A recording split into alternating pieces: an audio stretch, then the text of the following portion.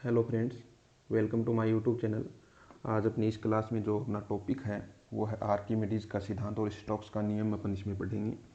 तो वीडियो शुरू करने से पहले अगर आपने अभी तक चैनल को सब्सक्राइब नहीं किया तो प्लीज़ चैनल को सब्सक्राइब करें, दोस्तों के साथ शेयर करें। अपना आरपीएससी फर्स्ट ग्रेड फिजिक्स का जो बैच है वो 23 अप्रैल से स्टार्ट होने जा रहा है, तो ज़्यादा से ज़्यादा दोस्तों के साथ शेयर करें जो फर्स्ट ग्रेड फिजिक्स की तैयारी कर रहे हैं।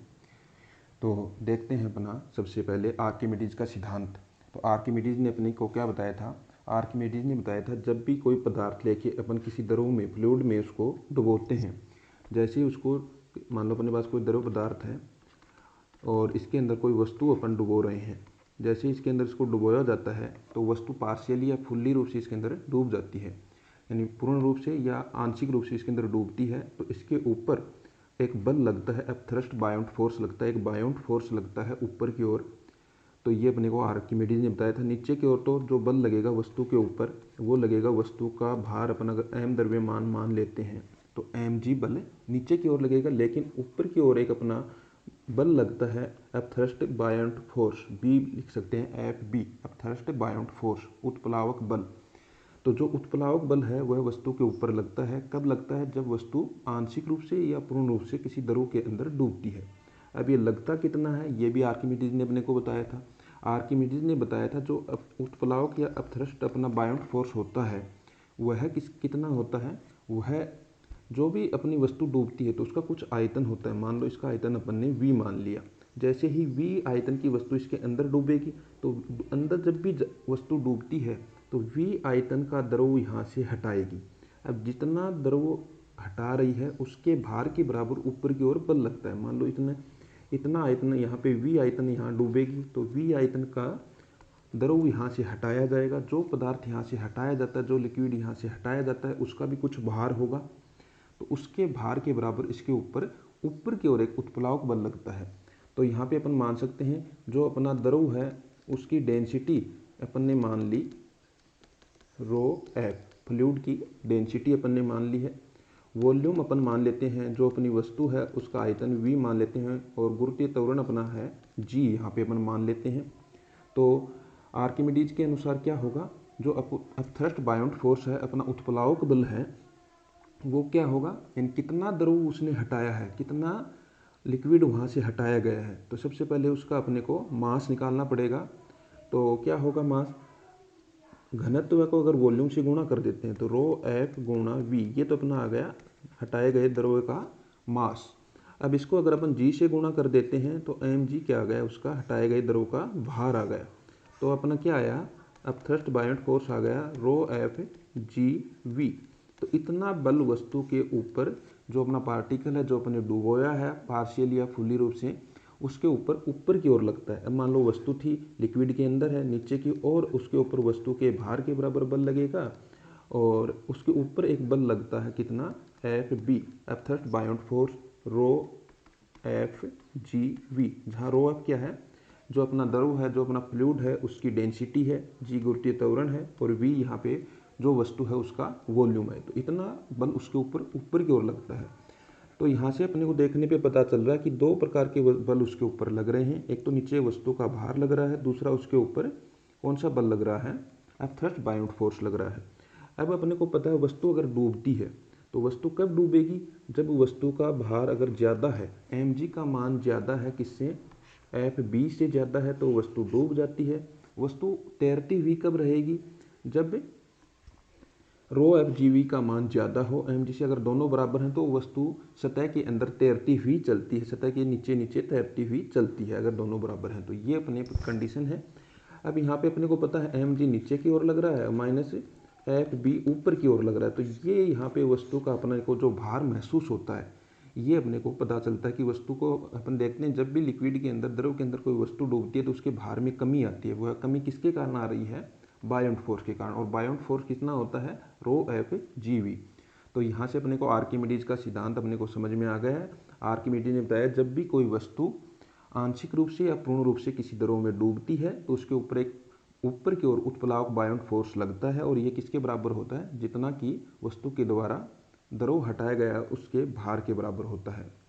अपना अगला जो टॉपिक है वो देखते हैं स्टोक्स का नियम।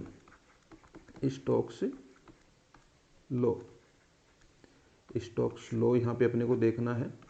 तो स्टोक्स ने क्या बताया था, स्टोक्स का नियम देख लेते हैं। स्टोक्स ने भी इसके बारे में ही बताया था। स्टोक्स ने बताया था जब भी कोई अपने पास द्रव पदार्थ है, कोई लिक्विड है, फ्लूइड है, उसके अंदर कोई वस्तु डूबती है तो उसके अंदर अपने को पहले ही पता है नीचे की ओर उसका mg लगता है वस्तु के भार के बराबर, ऊपर की ओर एक अपथ्रस्ट बायोंट फोर्स आर्किमिडीज ने बता ही दिया था, रो एफ जी वी, यहाँ पे एफ बी अपन इसको लिख सकते हैं, ये ऊपर की ओर लगता है, उत्प्लावक बल है, बायोंट फोर्स है। तो उसने स्टोक्स ने एक चीज़ और अपने को बताई थी, जैसे ही वस्तु यहाँ पे डूबती है तो डूबेगी, तो डूबने के साथ साथ जैसे ही नीचे जाती है तो यहाँ से एक गति होती है सतह के सापेक्ष, यहाँ पे जो अपनी लिक्विड है उसके सतह के सापेक्ष यहाँ पे गति होती है। तो ये वस्तु जैसे ही नीचे जाती है तो ये सतह को अपने साथ लेके जाना चाहती है। सतह तो स्थिर है, यहाँ पे जो लिक्विड है वो स्थिर है और वस्तु चल रही है, तो यहाँ पे ये इनको अपने साथ लेके जाना चाहती है, यानी कि वस्तु की गति का विरोध करेंगी। ये यहाँ पे जो अपने लिक्विड की जो सतह है, लेयर है, वो इसका विरोध कर रही हैं, यानी कि ये स्थिर है और उसके अंदर जो एक विरोध हो रहा है, रेजिस्टेंस है, तो उसके बराबर एक ऊपर की ओर बल लगता है। वो कितना होता है 6/ηRV। यहाँ पे अपने को स्टोक्स ने बताया था एक बल और ऊपर की ओर लगता है, और वो बल क्यों लगता है, जो भी सतह है, जो भी लिक्विड है, उसकी जो लेयर है वो स्थिर है, और यहाँ पे जो अपना वस्तु नीचे की ओर जा रहा है, तो वस्तु नीचे की ओर जब भी जाएगा तो जैसे जैसे नीचे की ओर जाएगा तो यहाँ पे वस्तु इन लेयर को अपने साथ ले जाने की कोशिश करेगा, और ये जाएंगी नहीं तो ये इसका विरोध करेंगी, और ऊपर की ओर एक अपना एक और बल लगता है 6π/ηRV। तो यहाँ पे अपन मान लेते हैं जो अपनी वस्तु है, वस्तु की जो डेंसिटी है, वस्तु की डेंसिटी अपन मान लेते हैं।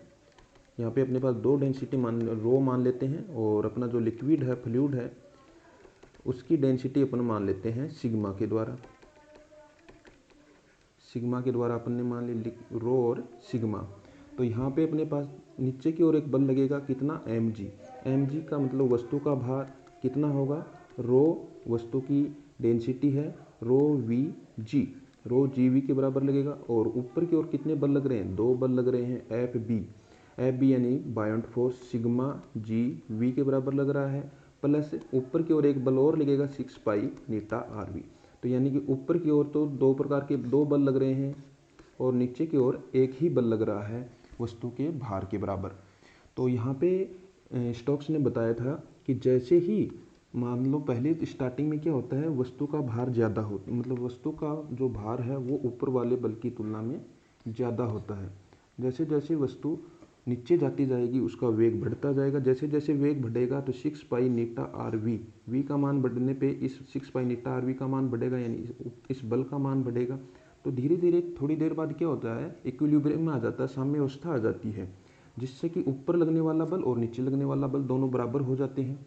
और जैसे ही ये दोनों बल बराबर हो जाते हैं, यानी रो जी वी और sigma G V plus 6π/ηRV अगर बराबर हो जाते हैं, तो उस स्थिति में जो उसका वेग होता है उसको टर्मिनल वेलोसिटी यानी सीमांत वेग कहते हैं। सीमांत वेग कहते हैं, यानी उसका वेग क्या हो जाता है, नियत हो जाता है, टर्मिनल वेलोसिटी इसको अपन बोलते हैं। क्योंकि उस स्थिति में वस्तु के ऊपर कोई एक तरफ बल नहीं लगता है, दोनों तरफ क्या होता है, समान बल लगता है, उतना ही बल ऊपर की ओर है, उतना ही नीचे की ओर है। तो यहाँ से अपन इसकी टर्मिनल वेलोसिटी भी निकाल सकते हैं। तो सबसे पहले अपन क्या करते हैं, दोनों को बराबर कर देते हैं, दोनों फोर्स जो भी हैं अपने उनको बराबर कर देते हैं। यहाँ v का मान क्या होगा, 4/3πr³ होगा। तो मान रख देते हैं रो v का मान 4/3πr³। अगर अपने वस्तु को स्पेयर के रूप में लिया, गोले के रूप में लिया, तो उसका वॉल्यूम रखा है ये g बराबर सिग्मा g, इसका मान भी 4/3πr³ प्लस 6π/ηRV।